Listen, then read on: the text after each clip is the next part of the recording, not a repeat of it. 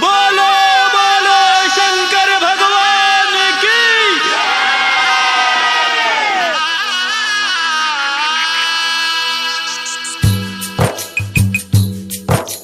फैलल जाय छ जग में कोरोना महामारी। फैलल जाय छ जग में कोरोना महामारी। कोरोना महामारी की कोरोना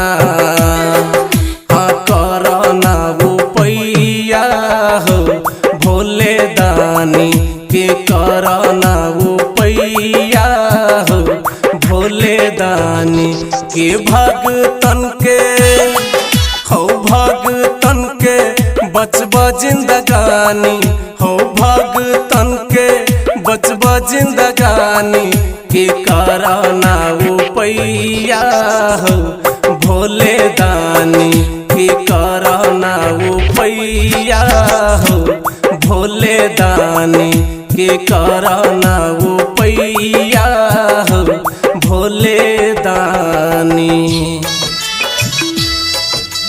आप सुन रहे हैं शंकर भगवान की। डीजे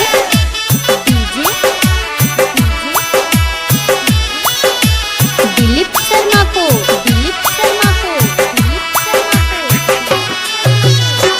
तोरे संतान छिया तोरे पुजारी करे छिया तोरा गोहार हो। जल भर के खार छी हम देख न बाबा आयल छिया तोहर दुआर हो। कि नैना साई बरसैया हमरा पानी हो नैना साई बरसैया हमरा पानी के कोरोना कोरोना उपैया हो भोले दानी के कोरोना उपैया हो भोले दानी।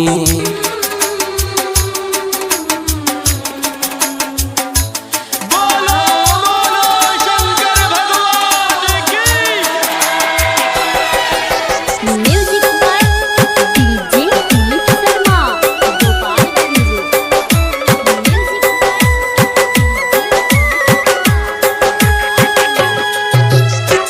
गाजा में मातल छकी तू सुतल जागन भगेल भोर हो।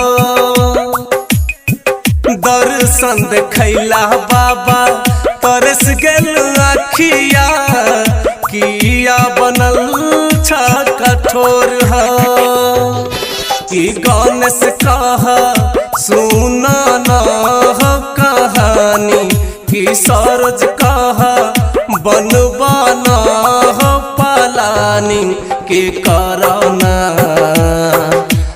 कोरोना उपैया हो भोले दानी के कोरोना उपैया हो भोले दानी।